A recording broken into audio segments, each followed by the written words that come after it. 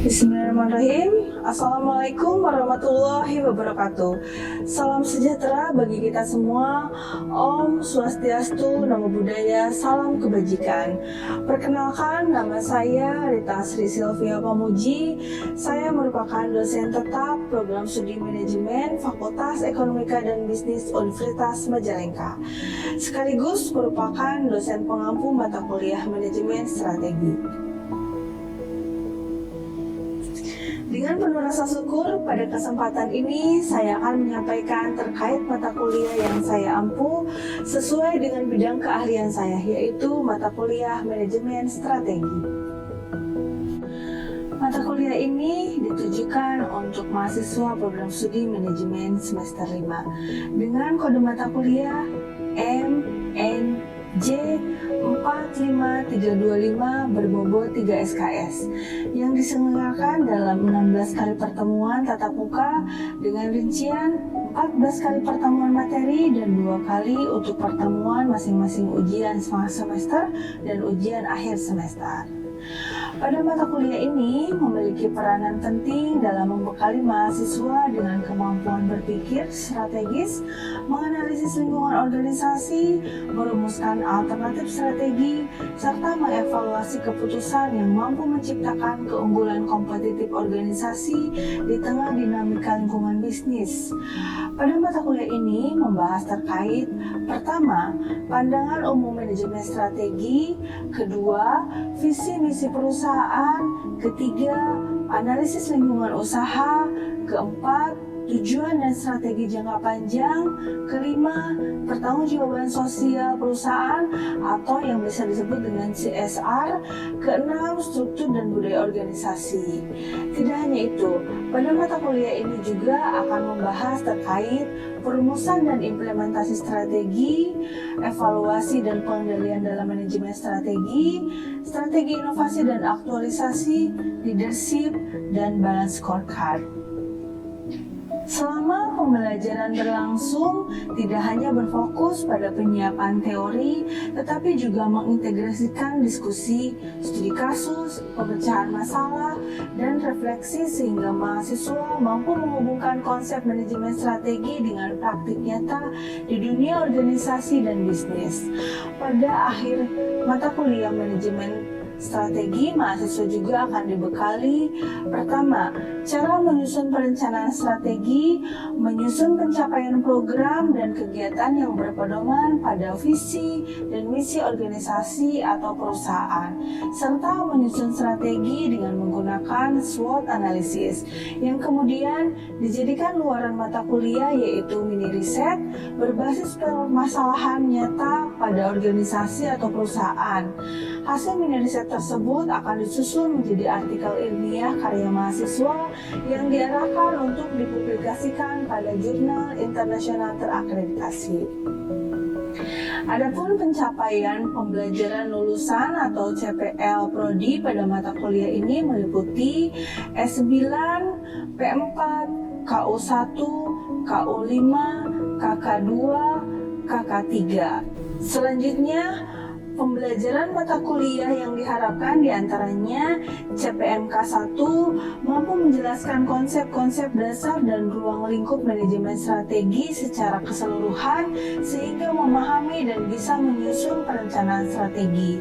CPMK 2 mampu menjelaskan dan menyusun pencapaian program dan kegiatan yang berpedoman kepada visi dan misi organisasi atau perusahaan. CPMK 3 mampu memahami sekaligus menjelaskan secara kritis, holistik, dan terampil mengevaluasi progres program, sasaran, dan tujuan. CPMK 4 mampu memahami dan mampu menyusun strategi dengan menggunakan SWOT analisis. CPMK 5 mampu memahami dan mengukur dengan baik dan mampu mengambil kebijakan berdasarkan riset. CPMK 6 mampu mengevaluasi penerapan strategi dan mampu menyusun strategi pencapaian sasaran dan tujuan. 3 komponen utama dalam metode pembelajaran mata kuliah ini menggunakan DIA, yaitu Delivery, Interaction, dan and assessment, yang merupakan metode pembelajaran yang menitik beratkan pada penyampaian materi, interaksi antara dosen dan mahasiswa, serta penilaian terhadap hasil belajar. Untuk delivery, saya memberikan materi serta menyampaikan RPS yang dapat diakses langsung pada LMS Universitas Majalengka, yaitu 1 Unma, serta presentasi interaktif yang langsung dilakukan secara tatap muka untuk mendukung pemahaman mahasiswa. Melalui metode pembelajaran small group discussion, cooperative learning, collaborative learning, interaction. Pada mata kuliah ini melibatkan komunikasi 2 arah antara dosen dan mahasiswa berupa diskusi, tanya jawab, kolaborasi, dan refleksi bersama. Asesmen ataupun sistem penilaian yang saya lakukan dalam mata kuliah ini mencakup asesmen formatif untuk penilaian proses yang dilakukan melalui tugas individu dan kelompok, serta penilaian lainnya sesuai RPS sebagai pedoman pelaksanaan pembelajaran, capaian pembelajaran, materi perkuliahan, penugasan, dan sistem penilaian. Referensi yang saya gunakan dalam mata kuliah ini ada berupa buku referensi karya saya sendiri dan juga buku referensi bereputasi yang memiliki nilai kebaharuan agar mahasiswa mampu mengikuti perkembangan ilmu pengetahuan dan teknologi masa kini. Baik, berikut adalah video proses pembelajaran pada mata kuliah manajemen strategi dengan materi pada pertemuan 2, yakni visi misi perusahaan atau company mission. Mari kita simak bersama. Assalamualaikum. Waalaikumsalam. Selamat pagi semuanya. Pagi. Sehat? Sehat, alhamdulillah. Oke, sebelum masuk materi, saya konfirmasi ini kelas 5C ya? Iya, betul. Sekarang jadwal mata kuliah manajemen strategi, betul? Betul. Sebelum saya mulai, saya ingatkan kembali kelas ini sudah di play ya teman-teman. Mohon untuk melakukan absensi dari sekarang, dikhawatirkan untuk absensi di akhir nanti lupa. Oke. Ya, baik Ibu. Baik. Lanjut juga sebentar.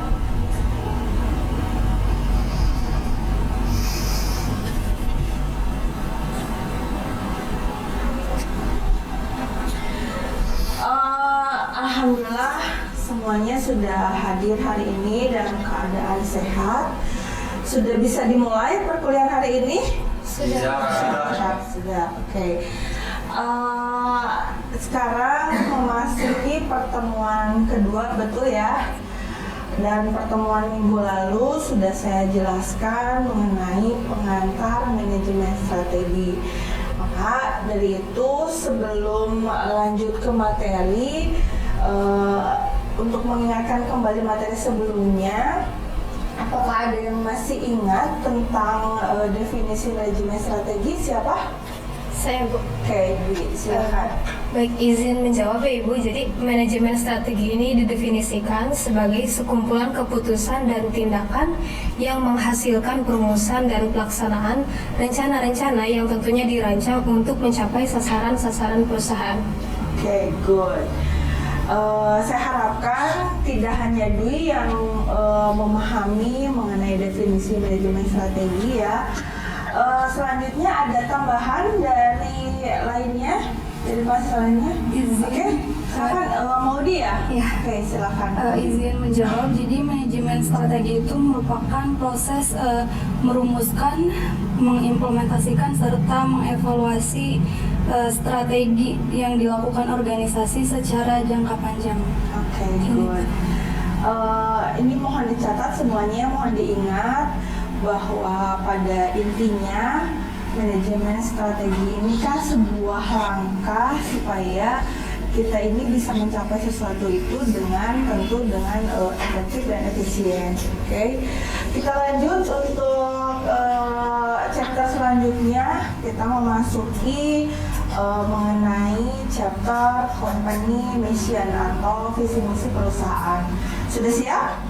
Oke, saya lanjutkan ya.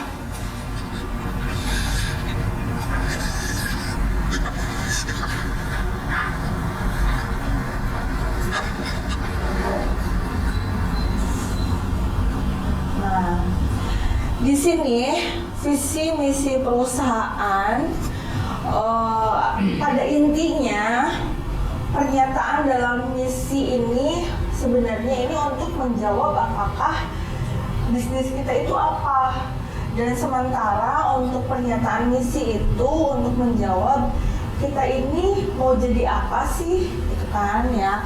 Sehingga pada intinya visi ini merupakan cita-cita kita, cara pandang kita, harapan kita ke depannya yang memang belum tampak saat ini, seperti hanya mimpi lah ya gitu. Nah, selanjutnya misi ini sebagai langkah untuk mewujudkan visi tersebut. Selanjutnya ini ada tips dalam penyusunan visi dan misi, teman-teman. Di sini teman-teman ingat SMART. Dimulai dari S-nya itu adalah spesifik.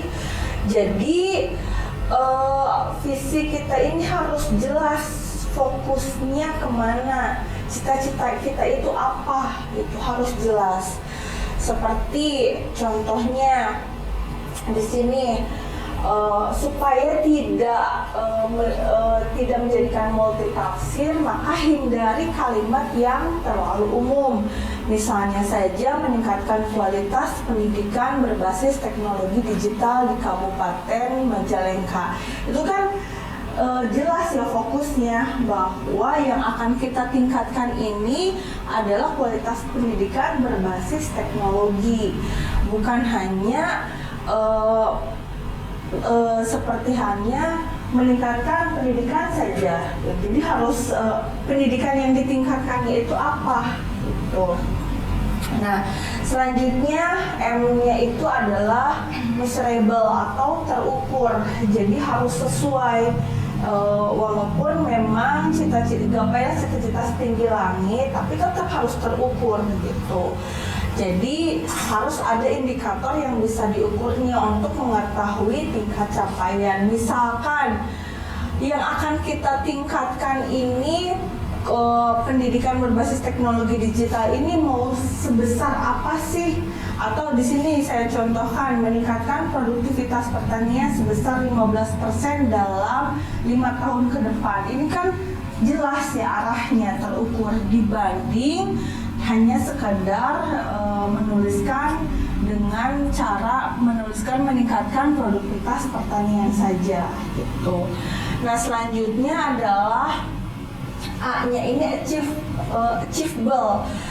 Achieve-nya ini selain terukur mudah dicapai atau dapat dicapai gitu.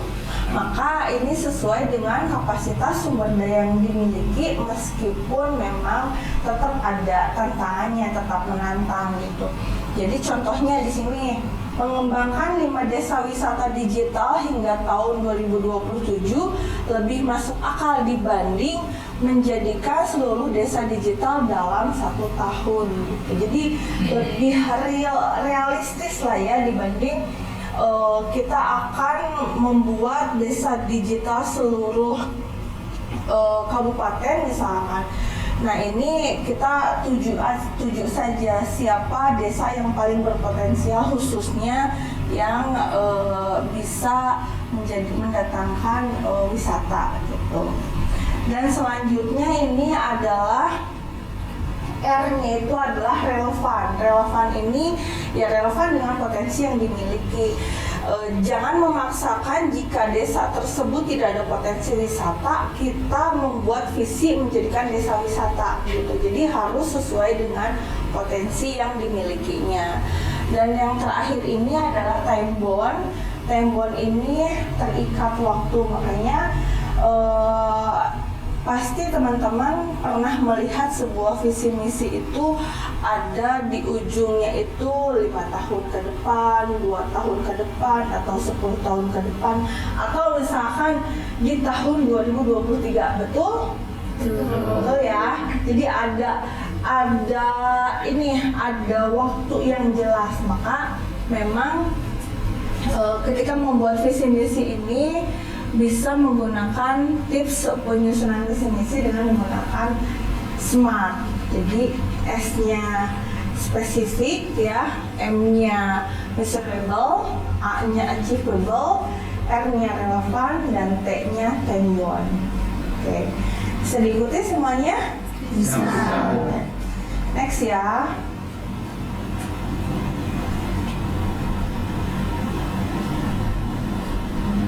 Oke. Nah, di sini ini ada sebuah keselarasan kebijakan dan pelaksanaan program sesuai pada Undang-Undang Nomor 25 Tahun 2004. Ternyata teman-teman, ketika kita memiliki kinerja prima atau di sana ditandai dengan bintang 5, kita ini memiliki visi yang jelas, misi yang jelas, sasaran yang jelas, strategi yang jelas, kebijakan yang jelas, program yang jelas. Maka yang akan kita dapatkan ini adalah kinerja prima atau kinerja yang maksimal dengan dilambangkan oleh bintang 5. Nah, berbeda halnya jika yang sebelah sana itu Sandi ya. Oke.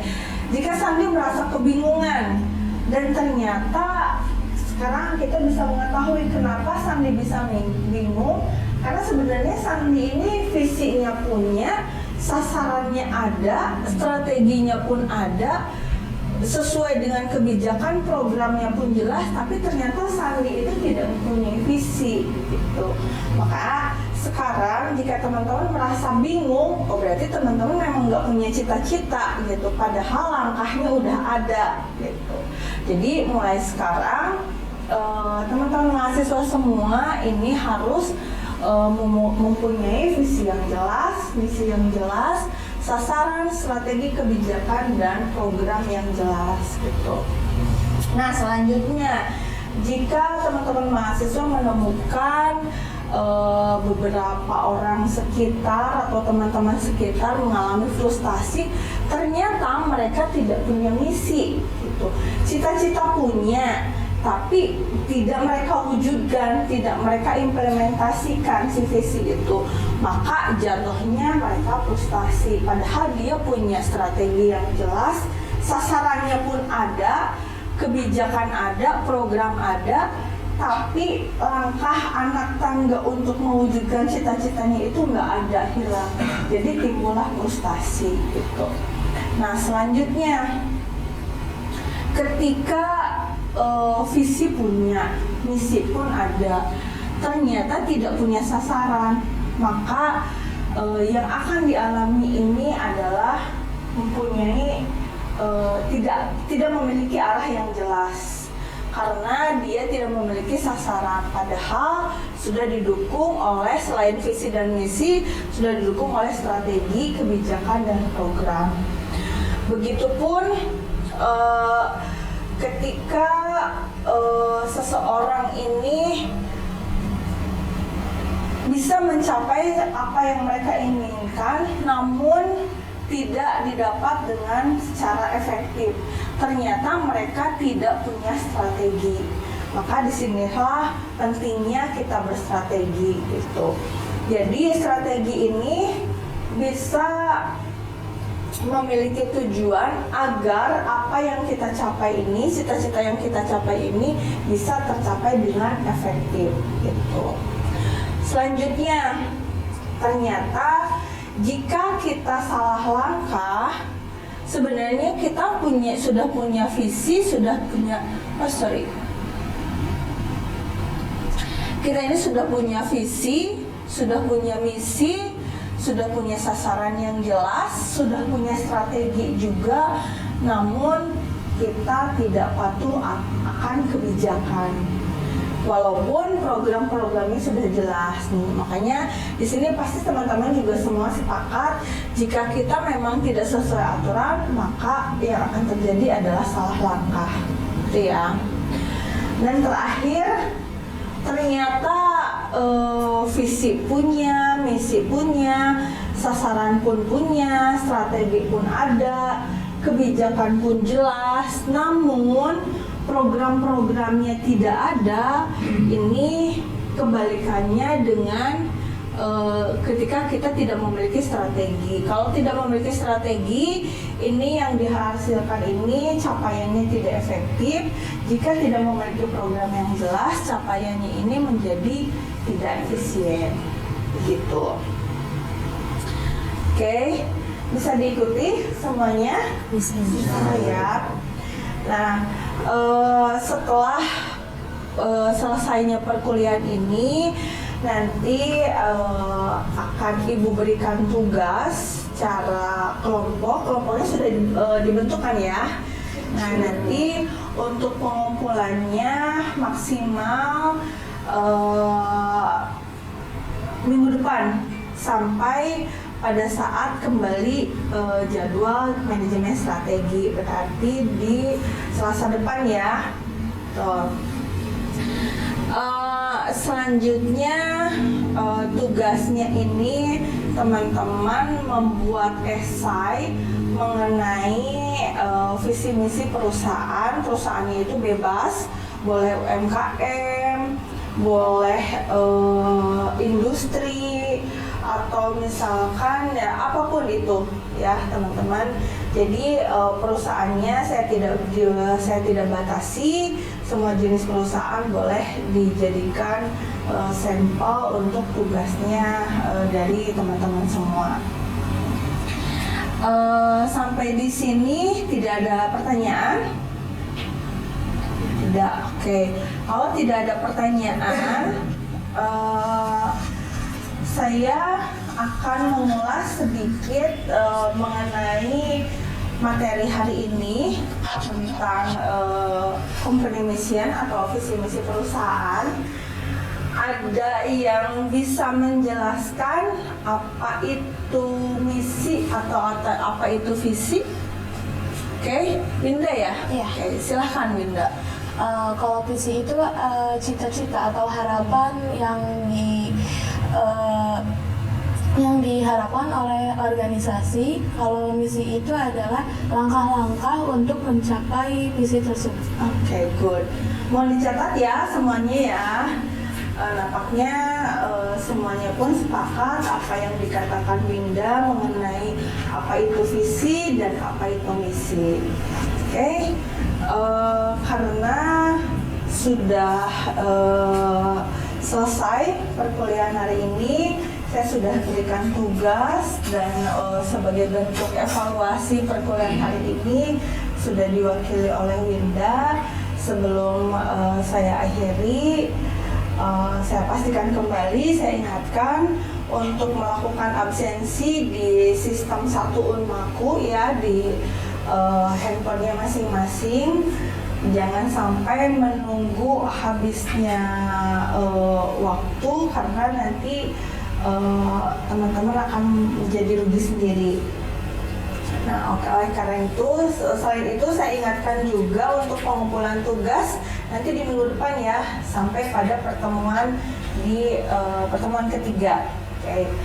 Baik, karena tidak ada pertanyaan lagi, saya akhiri perkuliahan hari ini dengan ucapan alhamdulillahirobbilalamin. Oke, saya akhiri. Wabillahi taufiq wal hidayah. Wassalamualaikum warahmatullahi wabarakatuh. Waalaikumsalam.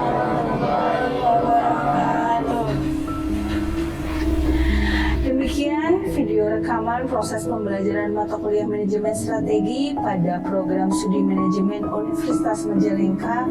Video ini disusun sebagai salah satu kelengkapan dokumen persyaratan diri dosen dalam unjuk kerja Tridharma Perguruan Tinggi atau yang biasa disebut dengan PDD UKTPT. Semoga video ini dapat memberikan gambaran yang jelas mengenai pelaksanaan proses pembelajaran sekaligus menjadi bahan pertimbangan dalam penilaian sertifikasi dosen gelombang 1 tahun 2026. Akhir kata, saya ucapkan terima kasih. Wabillahi taufiq wal hidayah. Wassalamualaikum warahmatullahi wabarakatuh.